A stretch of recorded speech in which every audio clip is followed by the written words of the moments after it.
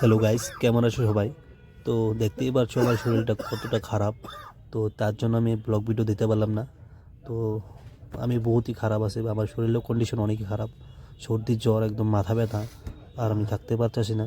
তার জন্য আপনাদেরকে এই ভিডিওটা আমি বানিয়ে দেখালাম কতটা খারাপ শরীর আমার।